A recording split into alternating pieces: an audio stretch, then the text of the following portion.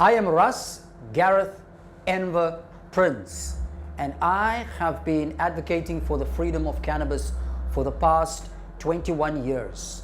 My journey started in 1997 when I finished qualifying as an attorney, and I wanted to start working as a legal professional in this country, and I was told that I was not fit and proper because I defended cannabis. I was not apologetic about the fact that I had a criminal record for this herb, and I argued that it is my right as a South African, seeing that cannabis forms part of indigenous people's culture and that it was the sacrament of the Rastafari way of life to which I belong.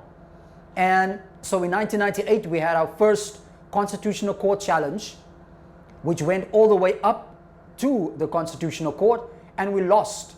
6 judges to 5 decided that cannabis is a drug and that society must be protected against it, and that the Rastafari way of life, the fact that it is their sacrament, is something that must bow to the law of the land. Unfortunately, you find that that set South Africa as well as the Rastafari community back, and 25 years later we've had millions of people that went to jail, and South Africa find itself in a situation where there is a crisis in our judiciary, there's a crisis in our parliamentary system, there is a crisis with our executive.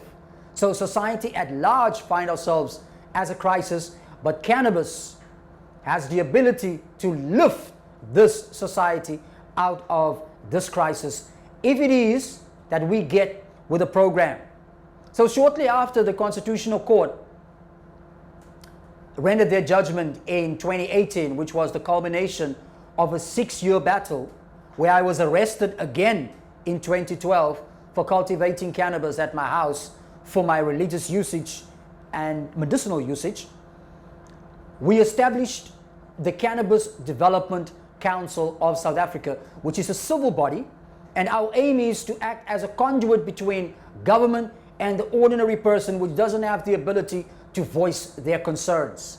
And unlike other institutions, we want a grassroots, we are a grassroots organization, and we believe that the knowledge must spread from the bottom up and not from the top down. We are a people-centered organization, and we believe that the interest of the people and not necessarily the interest of big business or the interest of government must triumph over the interest of the people. For a long time, we as a society have put profit above people or the planet, and that is a methodology that is not sustainable, and it's something that we can change, and something that we can change with cannabis, because in this plant we have South Africa's most reliable, most renewable, most valuable resource, and it has the ability to lift South Africa out of the spiritual as well as the material poverty that we as a species find ourselves in. The relationship that we can grow and cultivate with this plant can enable us to establish a green economy that can make South Africa and Africa an economic giant and allow us to take the space that we as a species should long time have occupied. But it's very important that we in South Africa, we do not buy into this methodology and this philosophy of the West, where they think that they have the capacity to come and tell us how to grow medical cannabis. For us here in South Africa, cannabis has always been medicinal, and the attempt at strictly defining what is considered to be medical cannabis is simply cannabis apartheid. And we don't want any form of apartheid. We want an inclusionary industry. And this plant is so abundant that it allows us to cultivate abundance for big business, and it allows us to cultivate abundance for the ordinary person.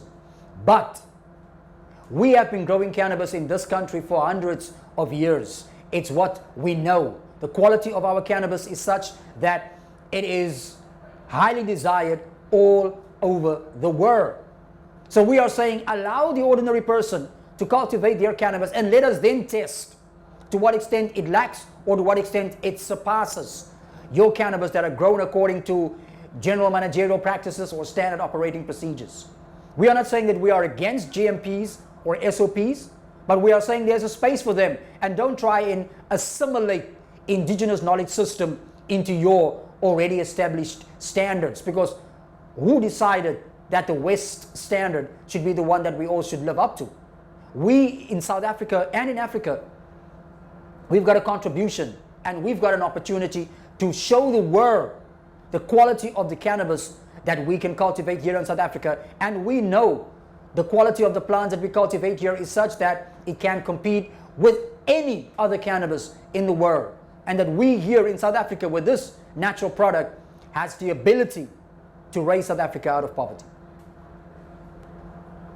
So we, the Rastafari people, have long said for 5 decades now that cannabis is the healing of all nations. We now have a situation where in Thailand, their government have just encouraged their citizens to cultivate each 6 plants, and they want to give these people 25,000 rand in terms of monetary value. Each, they want to give a citizen between 25 and 30,000 rand per plant, which means to say that every citizen can earn 180 to 200,000 rand per year if they grow medical grade cannabis. We must remember it's not for any type of cannabis that they'll get that money, but only for the highest quality. South Africa can do so much more, and people should not just buy into this illusion that the only cannabis that we want to cultivate is for smoking. No, good people, the most cannabis we are going to need for food, clothes, shelter, fuel, and energy. That's the reason why we will never be able to cultivate enough cannabis within this country, and we will not suffer the problems that people now have in the West, where they've got hundreds of kilos rotting in storage facilities because people can't sell it. We do not just want cannabis for smoking, no, or for recreation. It is for industry. That's what our people need: food, clothes, and shelter. We need houses built from hemp. It has already been done. In Cape Town, we have the greenest house in Africa. We can have thousands more within this country. We could have extraction facilities. We could have facilities where we cultivate oil and energy, the biggest industry on earth. And we are poised to become world leaders if we get with the program, if we get with Indigenous Knowledge System, if we start to embrace our own culture. There is such a wealth of medicine, indigenous medicines within South Africa. The Western Cape has the highest concentration of medicinal plants than any place in the world, even more than the Amazon. We are a floral kingdom within the Western Cape, and we haven't even begun to investigate the value that we can add in respect of this industry.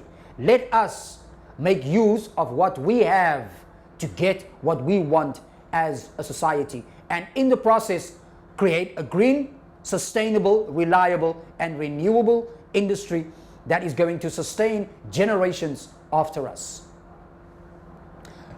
So after the 18th of September 2018, adult South African citizens now have the right to cultivate their own cannabis for private usage within private spaces, right? The law currently does not prescribe. It's a gray area in terms of how many plants you can cultivate. Now, in a technical sense, the government can only arrest you for any cannabis-related crime if they suspect that you are dealing with a substance. That's the only time. And the government must have objective reasons for why they suspect that you are dealing. So if they find you with 100 plants, they cannot simply, on the basis of that, say that you are dealing. Because if you use your 100 plants to make oil, then it means that you need a lot more plants in order to make 1 liter of oil. In order for you to make 1 liter of oil, you would probably need at least 100 plants to make 1 liter of oil for your family. So the government cannot say, just because you've got 100 plants, that therefore you are dealing. Even if they find you with 100 kilos in your car, they cannot simply, on that basis alone, deduce that you are dealing. The police, in terms of our law, and we must remember that South Africa is a constitutional democracy. Therefore, the state's ability to arrest people is severely limited in a constitutional democracy, and they must have very, very good grounds if they want to deprive you of your freedom. Finding you with 100 kilograms of cannabis in your car is not a good enough reason to arrest you. That's what the law says in essence. Because even if they find you with 100 kilograms, what is your crime? What threat do you pose to others? What threat do you pose to your community? If they cannot answer those questions, they are not allowed to take your freedom away from you. They cannot do that. But currently, the Minister of Police is intentionally applying a very narrow and a very limited understanding to what the Constitutional Court judgment means. And it would seem that they are going forth in the very same manner as they did under apartheid. It would seem that their approach towards cannabis hasn't changed, even though the Constitutional Court ordered them to do so. And this is definitely unconstitutional. It's the Minister of Police intentionally refusing to obey an order from the highest court within the lands, the highest authority in the land. If the police are allowed to do that, then what is the value of having a constitution when the police can simply act as if they live under apartheid? We don't want that, and we want the police to respect the rule of law. If they want the people to respect the rule of law, then they must show that they are respecting the rule of law. But in the period until the 18th of September 2020, technically speaking, the old law still exists, and my advice to people is be careful. Keep a low profile at this stage in respect of what it is that you are doing. Don't be quick to post it on social media. Don't be quick to tell all your friends about it. If you want to have your plant, and if you want to see to it that you eat the fruits of your plant, then keep on doing your thing and keep a low profile. Organizations such as CannaTech has its purpose within this industry. It's obvious that accessibility at this stage is a bit of a problem because very few people can afford 14,000 Rand for a ticket. But the main task is to dispel all the myths and the illusions and the lies and the half-truths that have existed around cannabis. And an event such as CannaTech goes a long way towards dispelling a lot of those illusions, right? If you look at the demographics, you see that it's 95% white people here at the end of the day, because these are the ones that are economically advanced, right? An event like this is for the economically advanced. But we give thanks for the fact that they've allowed voices like ourselves to be heard here and to bring a different message to big business and to tell them that yes, we are very much open for any assistance that we can get, but we are hell-bent on protecting this valuable resource and not allowing that what happens to cannabis is the same that's happened to the gold and the diamonds and the platinum. We are here to protect these resources and to ensure that it does not just become the property of a few individuals within our society. So more power to the CannaTechs and the cannabis expos, where they, in a sense, trying to project the future of this industry. And it's a microcosm for what the industry can be if we get ourselves together and if we get with the program.